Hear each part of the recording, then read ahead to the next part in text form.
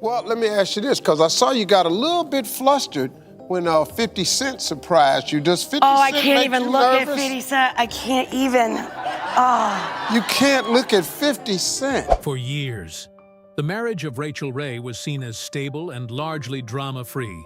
No divorce, no major scandals, no public breakdowns like many other celebrity couples. Beside her, John Cusimano remained quiet, almost invisible in the media. But recently, that image began to crack.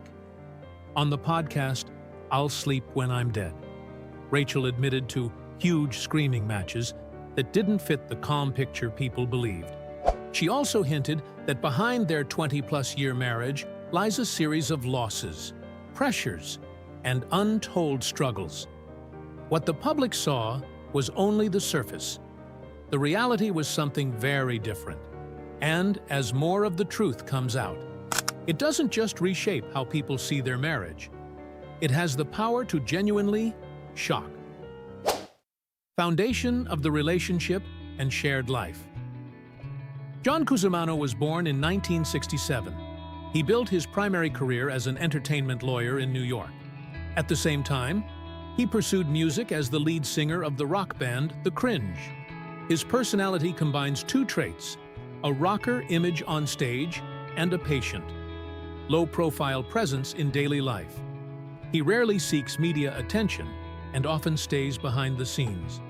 He met Rachael Ray in 2001 at a mutual friend's party in New York. Their first interaction was direct. Rachael later said she expected John to not call her again after their first conversation. Instead, he followed up. They began dating shortly after and maintained a steady relationship without public drama. They married on September 24, 2005, at Castello di Vallona, a historic castle in Tuscany, Italy. They chose Italy because Rachael has a strong personal and culinary connection to the country. The ceremony was small and private, with close friends and family present. The location later became a recurring place in their life. In 2015, they returned to the same castle to renew their vows for their 10th anniversary. The decision was intentional. It marked continuity rather than change. They repeated parts of the original ceremony and reaffirmed their commitment without altering their lifestyle. Their marriage has several non-traditional characteristics. First, they chose not to have children. Rachael explained multiple times that her work schedule requires constant attention and long hours. She stated that she could not balance raising children with the level of commitment her career demands. Second, they follow what Rachael calls a separate corners approach. Each person maintains personal space and independent routines. They do not spend all their time together. This structure reduces conflict and allows both to function individually. Third, they collaborate professionally. John has filmed segments for Rachael's shows, especially during the COVID-19 period. He also appears occasionally to mix cocktails or assist on camera. His role is practical, handling equipment, recording footage, and supporting production when needed. Their lifestyle is split between two main locations. They maintain a residence in New York and purchased a villa in Tuscany in 2018. They began using the Tuscany property more regularly in 2021. This dual-location life reflects both work and personal preference.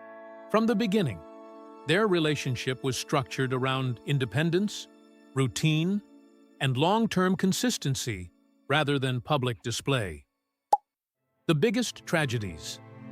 The most difficult period in the marriage of John Cusimano and Rachael Ray unfolded over a tight 16-month window.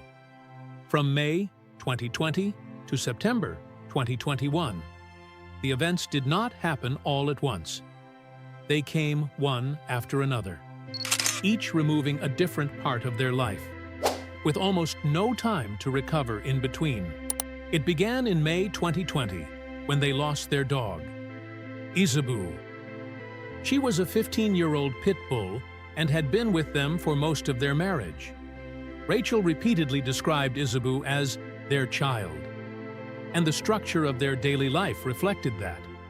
The loss was immediate and constant because it happened during the height of the COVID-19 pandemic. Both were at home more than usual.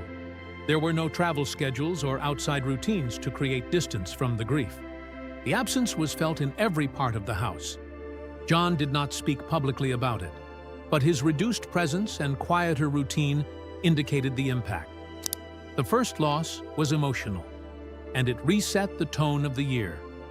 3 months later, in August 2020, a second and far more destructive event occurred. Their home in Lake Luzerne caught fire.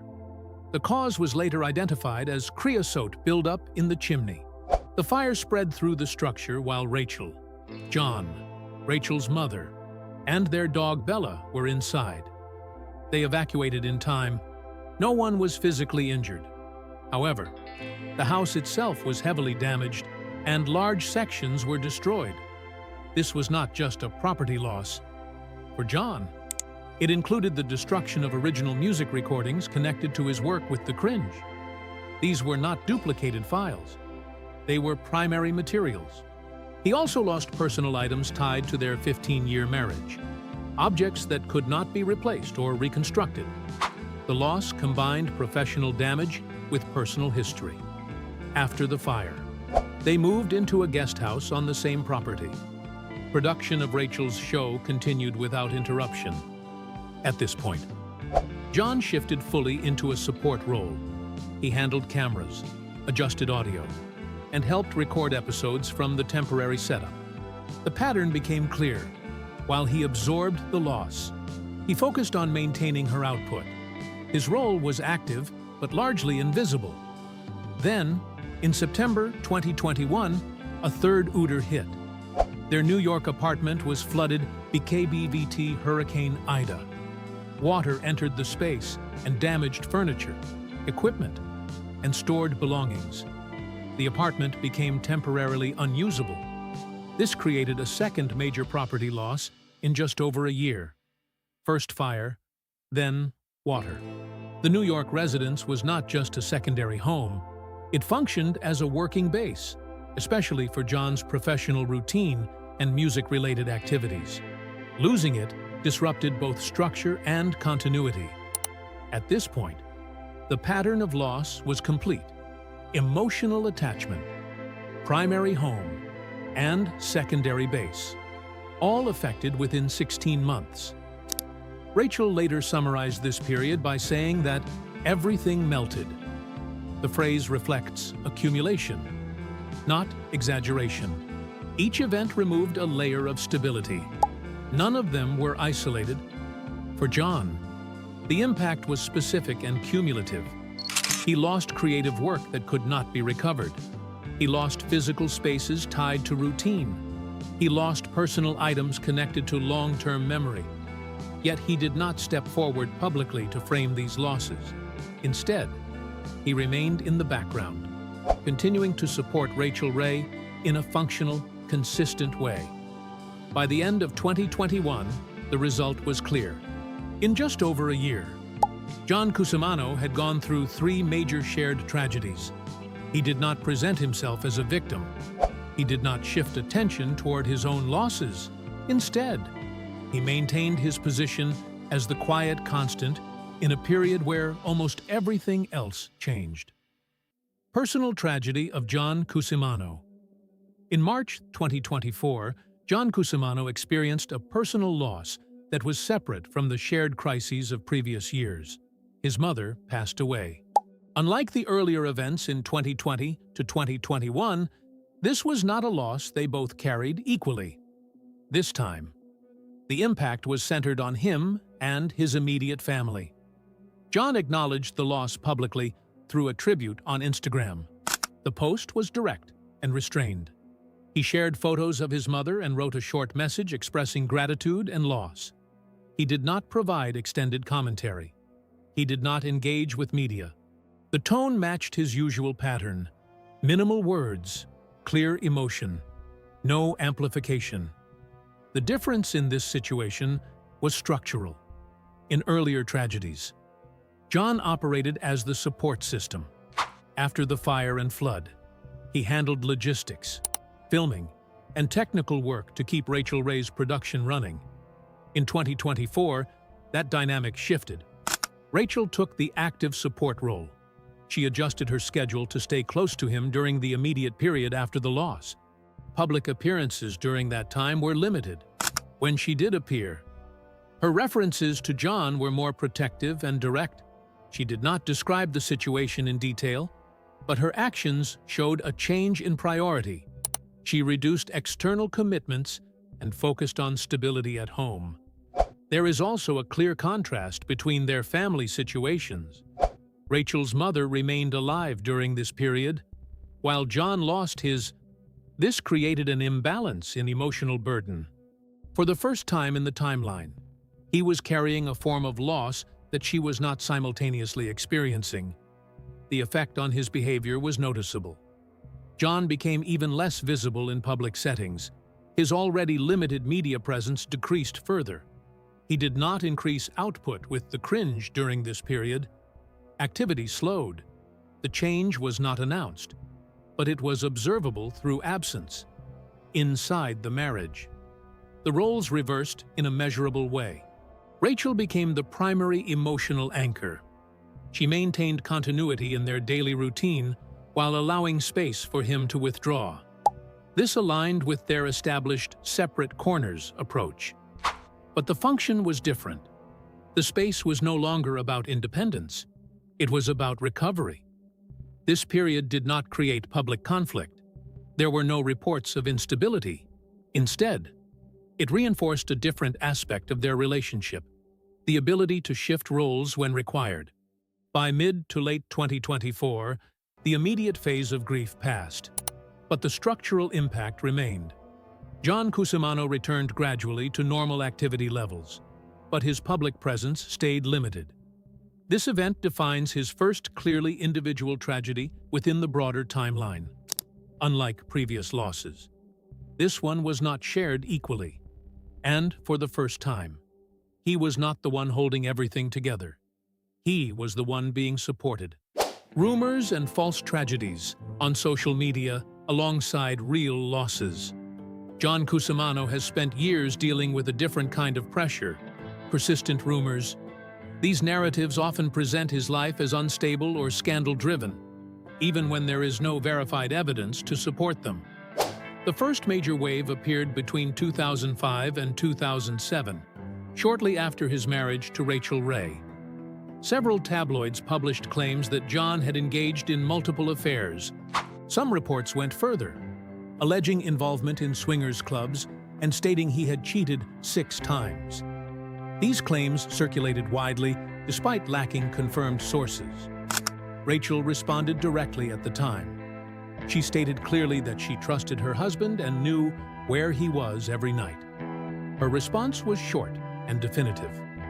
She did not escalate the situation or provide extended explanations. After that, both of them avoided revisiting the topic publicly. However, the long-term effect remained. Even without new evidence, the allegations stayed attached to John's public image. They became a reference point for future rumors. Each new wave of speculation often recycled the same unverified claims, giving them the appearance of continuity.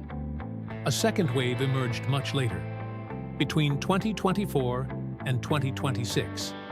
This time, the rumors focused on divorce and separation. Clickbait headlines on YouTube and social media used phrases like "John hints he's not living with her" or "divorce after 20 years." These titles were not supported by direct statements from either John or Rachael. At the same time, additional false narratives appeared. Some claimed the couple had secret children. Others suggested that a serious illness affecting Rachael was creating strain on the marriage and impacting John directly. None of these claims were confirmed by credible sources. They spread primarily through short-form content and reposted clips without context. The situation intensified after Rachael's 2024 podcast appearance. On "I'll Sleep When I'm Dead," she openly described having huge screaming matches with her husband. She also explained their separate corners approach to marriage. These statements were factual, But they were quickly reframed online as evidence of relationship failure. In reality, her full explanation showed a different pattern. She described arguments that escalate quickly, but resolve just as fast. She gave specific examples. Small gestures like a pat on the AA or a kiss on the head, used to end conflict. The structure is consistent. Conflict, acknowledgement, resolution. This dynamic appears intense on the surface, but functions as a stable system. The arguments are direct, not prolonged. There is no indication of long-term separation or breakdown. Instead, the pattern reflects a high expression, fast repair relationship. The gap between perception and reality explains why fans often react with concern. Public audiences tend to associate loud conflict with instability. When combined with phrases like separate corners, the interpretation shifts toward distance or emotional disconnection. In this case, the actual structure is different. Independence combined with rapid reconciliation. There are also structural reasons why these rumors spread easily. Rachael Ray does not respond to most online speculation. She addresses issues selectively and briefly. John Cusimano almost never responds at all. His media presence is minimal, and he rarely gives interviews. This creates an information gap. When there is no direct response, speculation fills the space.